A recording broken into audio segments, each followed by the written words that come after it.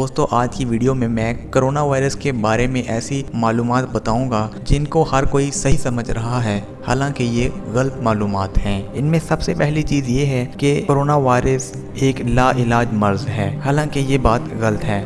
Corona virus کے مریض کا علاج علامات کے مطابق ہسپتال میں ممکن ہے، جس کی سب سے بڑی مثال چائنا میں پیشنٹ کی بڑی تیزی سے ریکوری کا ہونا ہے۔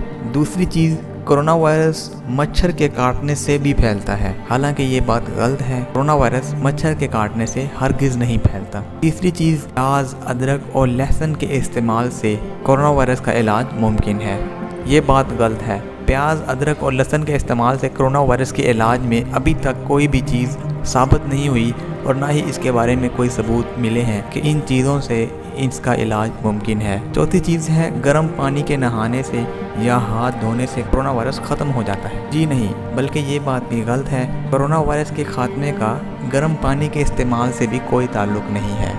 پانچویں چیز یہ ہے کہ ہم سمجھ رہے ہیں کہ ماسک پہننے سے کرونا وائرس سے ہم بچ سکتے ہیں۔ ماسک کا استعمال کرنے سے ہم کچھ حد تک ان جراثیم سے بچ تو سکتے ہیں، مگر یہ مکمل طور پر کرونا وائرس سے بچنے کا طریقہ نہیں ہے۔ ماسک کا استعمال صرف منہ اور ناک سے نکلنے والے ذرات کو روکتا ہے تاکہ وہ ہوا میں داخل نہ ہو جائے، جو ہم سمجھ رہے ہیں۔ اور 6 پوائنٹ یہ ہے جو کہ ہر کوئی صحیح سمجھ رہا ہے، وہ یہ ہے کہ کرونا وائرس گرمی میں ختم ہو جائے گا، حالانکہ کرونا وائرس کا موسم کی تبدیلی یا گرمی کے موسم کے ساتھ کوئی تعلق نہیں۔ یہ سردی اور گرمی دونوں کا وائرس ہے، اس لیے اس غلط انفارمیشن پر بھی آپ نے کوئی یقین نہیں رکھنا۔